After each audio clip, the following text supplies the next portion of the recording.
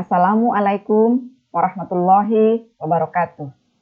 Hadirin yang terhormat, perkenankan saya menyampaikan pidato pengukuhan guru besar dengan judul Diet dan Gaya Hidup Sehat Sepanjang Perjalanan Hidup untuk Mencegah Penyakit Tidak Menular. Sinergi dengan tujuan pembangunan berkelanjutan. Penyakit tidak menular merupakan masalah kesehatan nasional dan global karena angka kematiannya yang tinggi.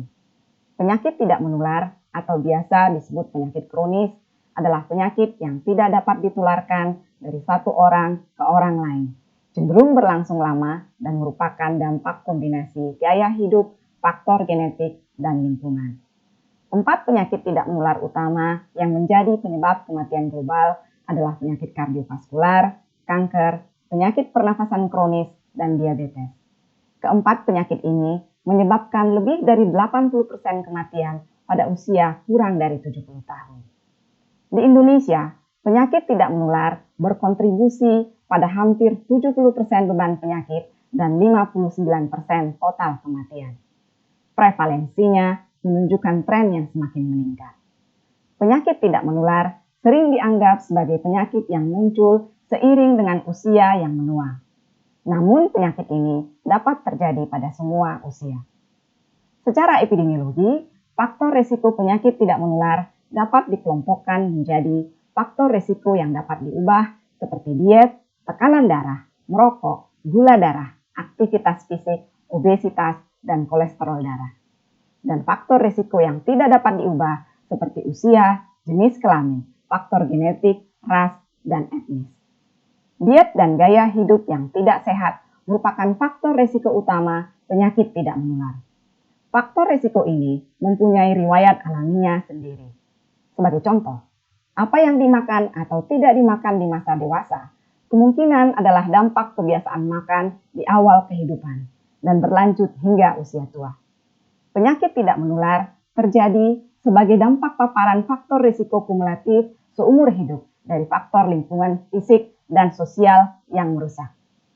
Oleh karena itu, upaya pencegahan sepanjang perjalanan hidup berperan penting dalam mengurangi risiko penyakit. Pendekatan perjalanan hidup untuk mencegah penyakit dapat membantu pencapaian tujuan pembangunan berkelanjutan. Pendekatan ini memberi peluang untuk mencegah penyakit pada tahapan kehidupan yang berbeda-beda pada kelompok individu tertentu dengan tujuan spesifik pada setiap tahapan. Upaya pencegahan dengan menerapkan diet dan gaya hidup sehat dapat dimulai dari masa prakonsepsi, kehidupan janin, kehidupan neonatal awal, masa anak-anak, remaja, dewasa, dan lanjut usia. Selanjutnya, dalam perjalanan hidup, beberapa faktor risiko penyakit dapat terjadi secara bersamaan, dapat berdampak antar generasi, dan dipengaruhi kerentanan genetik.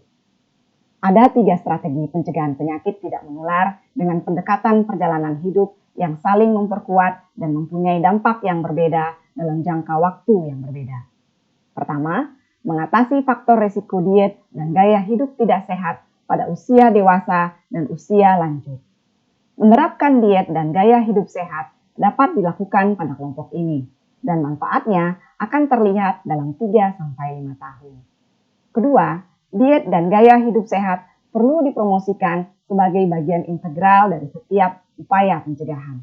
Upaya ini memerlukan partisipasi aktif dari masyarakat, politisi, sistem kesehatan, pengambil kebijakan, serta industri makanan dan rekreasi. Ketiga, menciptakan lingkungan yang lebih sehat. Perubahan diet pola makan, pengaruh iklan, dan globalisasi pola makan, serta kurangnya aktivitas fisik secara umum berdampak pada kejadian penyakit tidak menular. Kesehatan merupakan syarat mutlak untuk kelangsungan hidup.